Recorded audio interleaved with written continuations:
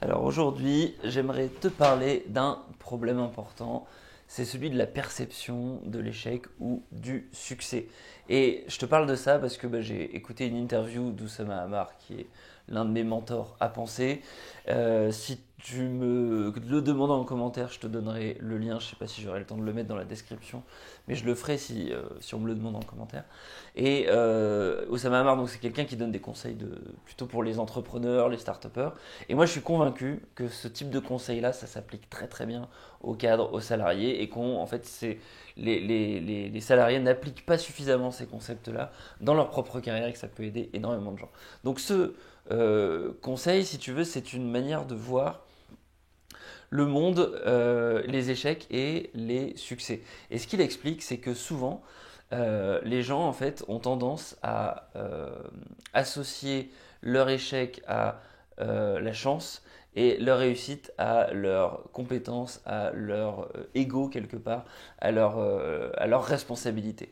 Et ça se comprend bien parce que quand on y arrive, en fait, c'est préférable de se dire que c'est grâce à soi, que c'est grâce à sa compétence, que c'est grâce à cette habile intelligence qu'on a eu de mettre les choses dans le bon ordre. À l'inverse, quand on échoue, c'est plus facile de dire que c'est la malchance. C'est plus facile que de dire que c'est la faute de l'autre. Et du coup, c'est quelque chose que tu vois parfois de manière récurrente chez certaines personnes qui, à chaque fois que tu leur parles, à chaque fois que ça se passe mal, ça n'est jamais leur faute. Et c'est tout le temps la faute de quelqu'un d'autre, c'est tout le temps la faute de la situation, c'est tout le temps quelque chose qui leur est arrivé et qui n'aurait pas dû arriver. Voilà, ils ont toujours joué de malchance. Et c'est très grave en fait si tu te reconnais dans cette description-là ou si tu reconnais des gens dans cette description-là. En fait, c'est quelque chose qu'ils ont tendance à reproduire à cause du principe de cohérence. Le principe de cohérence, je t'en ai parlé dans la vidéo d'hier, c'est ce qui fait que en fait, quand quelque chose a fonctionné par le passé, quelque chose a semblé euh, expliquer un phénomène, et donc notamment si la malchance permet d'expliquer un échec passé, quand on va avoir un échec futur, on va avoir tendance à réutiliser cette manière de voir le monde parce qu'elle semble fonctionner. On semble avoir raison.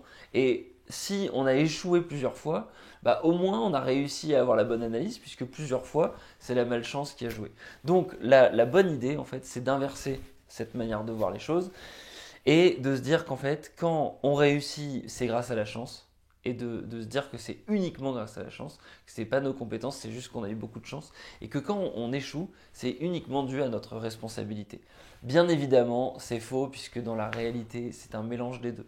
Mais en faisant ça, ce que ça permet de faire, c'est qu'une fois que tu réussis, une fois que tu as du succès, une fois que tu arrives à atteindre ton projet, atteindre ton objectif, quelque part, tu as une forme de gratitude pour le monde qui t'offre cette réussite. Tu as une forme de gratitude face à ces planètes qui s'alignent. Et du coup, tu ne vas pas en fait en faire une histoire d'ego et tu ne vas pas te laisser ronger par cette mauvaise interprétation qui est de croire que tu es quelqu'un de formidable. C'est le cas, forcément, parce que si tu as réussi à faire quelque chose, tu es quelqu'un de formidable. Mais l'idée, c'est que il y a forcément un facteur chance, et en fait, en pensant que c'est uniquement dû à toi, tu omets de dire que quelque part, si tu as rencontré quelqu'un à un moment donné, tu as entendu quelqu'un qui t'a donné un conseil à un moment donné que tu as appliqué, mais il y a forcément à un moment donné du chaos que tu ne contrôlais pas et qui t'ont amené les bonnes choses et le bon contexte pour que ça puisse marcher.